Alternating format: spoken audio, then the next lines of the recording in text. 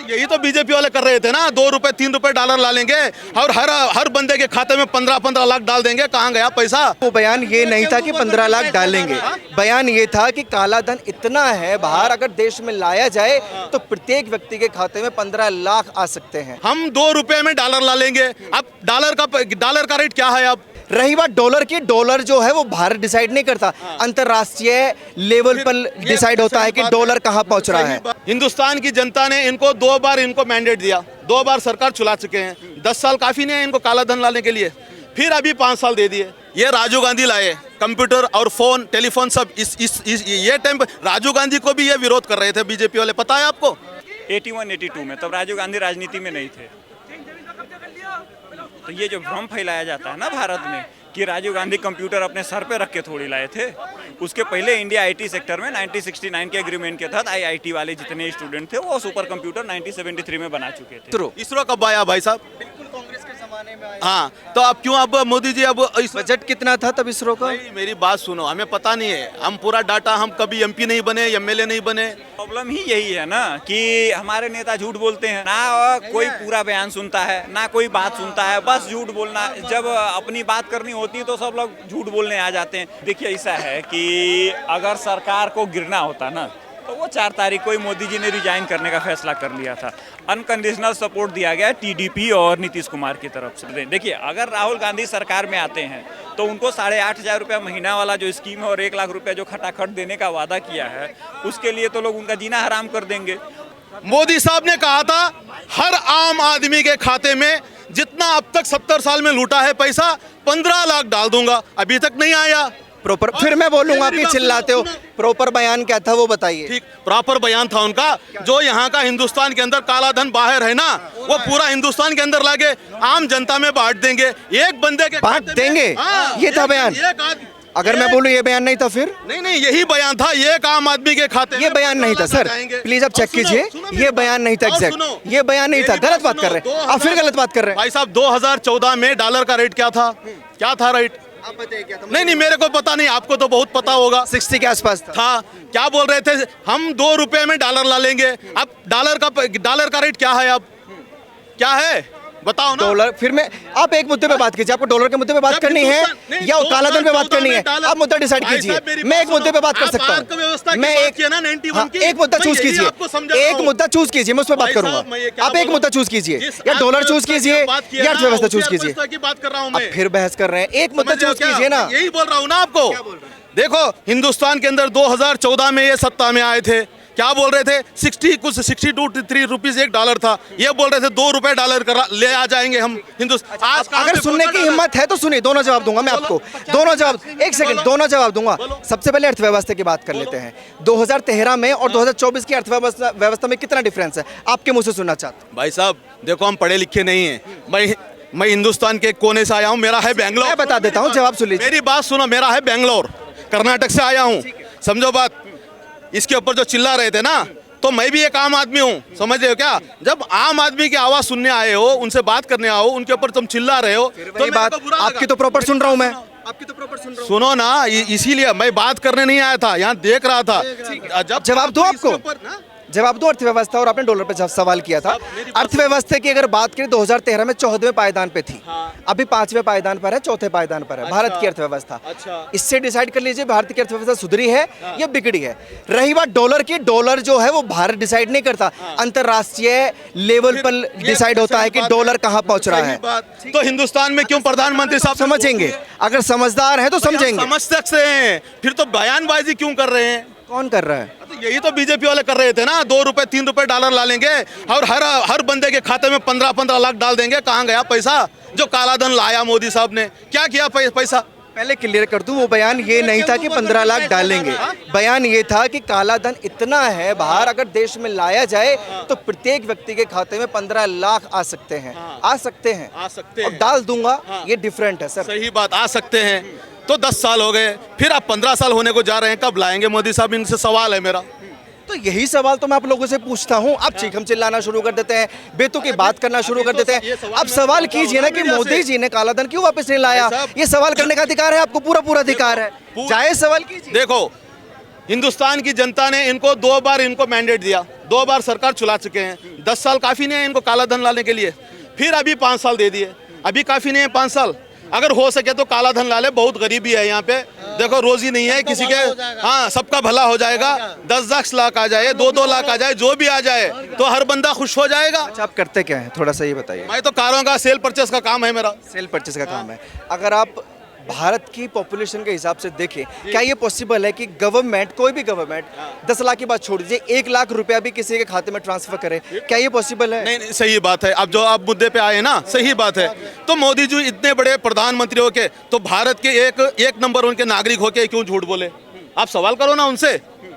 जो वहां से काला धन लाके आ जाएगा, 15-15 लाख एक हर बंदे को बढ़ जाएगा, तो ये तो झूठ हो गया उनका। अब आप उनसे सवाल करो क्यों झूठ बोले। मैंने अभी क्लियर किया था कि जो उनका बयान था वो ये नहीं था कि मैं 15 लाख डालूंगा। वो बयान ये था, सुनिए, वो बयान ये था कि भारत का कालाधन इतना जमा है कि अगर वो वापस आ जाए तो 15 लाख आ सकते हैं। ये एग्जैक्ट बयान था। वो वापस आ सकता है, नहीं आ सकता, ये तो बताइए हमारे को। तो ये सवाल कीजिए ना। और वापस आने की बात ही मैं कर रहा था, कालाधन की आप बात कर रहे थे। जो सोना गिरवी रखा गया था 1991 में 400 टन, 100 टन सोना वापस आया है। उसको लेकर अगर मैं आपसे पूछूं कि ये अच्छा काम था या बुरा काम था, आप जवाब दीजिए, फिर उसके बाद बताऊं। अच्छा काम है, कौन बोलेंगे बुरा काम है? इन्होंने बोला बुरा काम है, पैसे से खरीदा है, इसलिए मैं चिल्ला। देखो, इस हिंदुस्तान के अंदर जब यहाँ की हालत बिगड़ी थी 1970 या 72 में, तब एक हमारे हैदराबाद के नवाब ने कितना यहाँ पे सोना डोनेट किया था, आपको पता है? एक मुसलमान तब इतना सोना डोनेट किया था, तो प्रधानमंत्री 100 टन ले लिया, तो कोई बड़ी बात नहीं है इसके एवज में। समझ रहे हैं? आपको पता है इसका? तो पता है तो आप आम जनता में सुना ही है। जैसे आपने बोला कि ये अच्छी बात और गर्व करना चाहिए, इनको नहीं हुआ कि भारत का सोना जो गिरवी रखा था वो वापस आ रहा है, ये कर रहे थे, ये विरोध कर रहे थे, ना कर रहे थे आप विरोध? मैं बोला कि पैसा से भी ला सकता हो। हाँ, तो पैसा होगा तब खरीदने के लिए भी पैसा चाहिए होता है, वो भी अर्थव्यवस्था से ही आता है सर। इतना ज्ञान होना चाहिए, थोड़ा ज्ञान होना चाहिए। पैसे से खरीद लिए, चलो बिल्कुल सही है। ये पैसा कहाँ का है? बाहर गवर्नमेंट का तो नहीं है। यही मैंने पूछा ना कि ये पैसा 91 में कहाँ गया था जो सोना गिरवी रखना पड़ा? बात सुनो, हम बीड़ी पीते हैं, सिगरेट पीते हैं, तंबाकू खाते हैं, खाना खाते हैं, पानी पीते हैं, इस पे सब जीएसटी टैक्स है।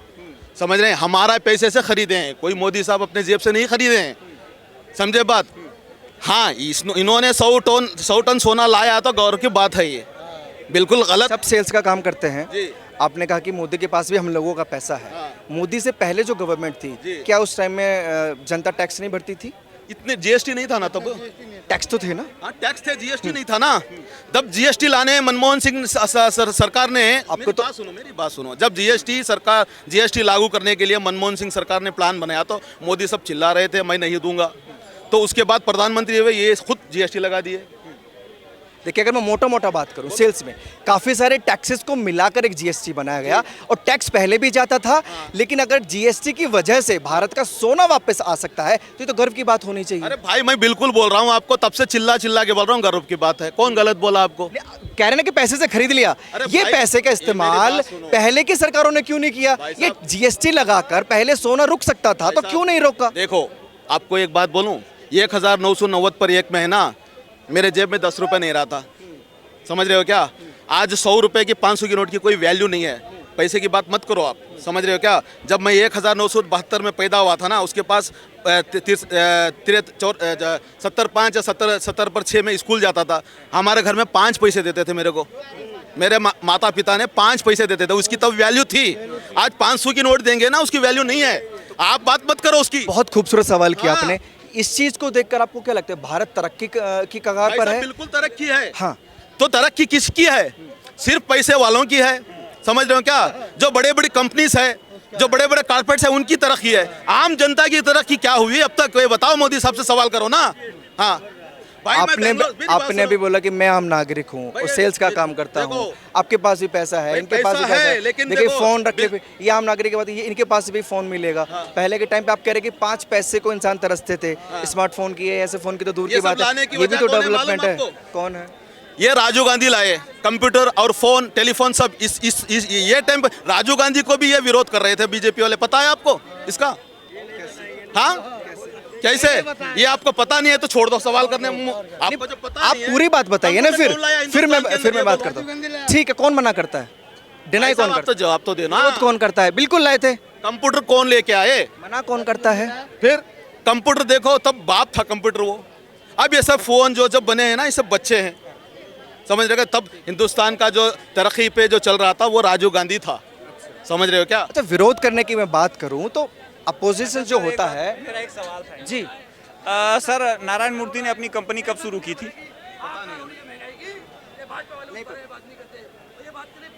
81-82 में, तब राजीव गांधी राजनीति में नहीं थे। तो ये जो भ्रम फैलाया जाता है ना भारत में कि राजीव गांधी कंप्यूटर अपने सर पे रख के थोड़ी लाए थे, उसके पहले इंडिया आईटी सेक्टर में 1969 के एग्रीमेंट के तहत आईआईटी वाले जितने स्टूडेंट थे वो सुपर कंप्यूटर 1973 में बना चुके थे। ठीक है, तो बात कीजिए जो लॉजिकल हो। अब इस तरीके से नहीं करना चाहिए कि चांद का देश में मोदी का जमाना में गया, इससे पहले चांद में हिंदुस्तान नहीं गया था। आपका बात ही मैं पकड़ रहा हूँ। एक मुद्दा पकड़े रहो जनाब, इतने सारे मुद्दों पर मत भटकिए। नहीं, आप जो बोले ना, जो नासा कब आया, जो स्टोरेज में पहुंच, अब जो नासा जो कंपनी है ना, कब आया? नासा कहाँ की कंपनी है? हमें पता नहीं है। नासा अमेरिका की कंपनी है सर। भारत की आपको पता है स्पेस एजेंसी कौन है? पता नहीं, हमें पता नहीं है। इसरो है, आपको यही नहीं पता? और अब नहीं, बोल के तो भाई हम इसरो है। इसरो कब आया भाई साहब? बिल्कुल कांग्रेस के जमाने में आया। हाँ, तो अब क्यों अब मोदी जी अब बजट कितना था तब इसरो का? भाई मेरी बात सुनो, हमें पता नहीं है। हम पूरा डाटा, हम कभी एमपी नहीं बने, एमएलए नहीं बने, हम आम नागरिक हैं, समझ रहे हो क्या? किसी एमएलए एमपी को बिठा के सवाल करो, आपको बोल देंगे। हाँ, हमारे देश की प्रॉब्लम ही यही है ना कि हमारे नेता झूठ बोलते हैं और हमारी पब्लिक मान लेती है। यही तो सही है। ठीक है, ना उनको ना कोई पूरा बयान सुनता है, ना कोई बात सुनता है, बस झूठ बोलना। जब अपनी बात करनी होती है तो सब लोग झूठ बोलने आ जाते हैं। Data fact. एक बात मुझे बताइएगा, मुद्दे की बात मैं करूंगा आपसे कि आप तमाम मुद्दों को लेकर आए थे हैं? ये चक्कर में तो इंग्लिश का गुलामी किया, ये झूठ बोलने का चक्कर में।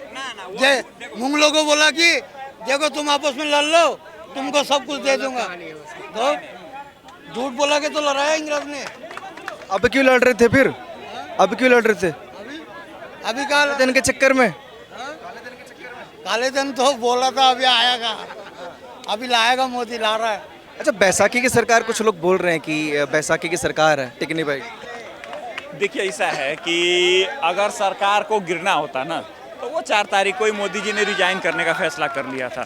अनकंडीशनल सपोर्ट दिया गया टीडीपी और नीतीश कुमार की तरफ से, पहली चीज़। और दूसरी चीज़, उनकी मजबूरी ये है कि राहुल गांधी जो हैं, खैर आज राहुल गांधी का जन्मदिन है तो मैं उनको हैप्पी बर्थडे बोल देता हूँ।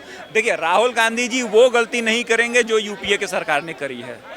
कौन सी गलती? वो किसी भी हाल में ऐसे में प्राइम मिनिस्टर नहीं बनेंगे जिसमें उनकी 100 सीटें हो या किसी को सपोर्ट दें। देखिए, अगर राहुल गांधी सरकार में आते हैं तो उनको 8,500 रुपया महीना वाला जो स्कीम है और 1 लाख रुपया जो खटाखट देने का वादा किया है, उसके लिए तो लोग उनका जीना हराम कर देंगे।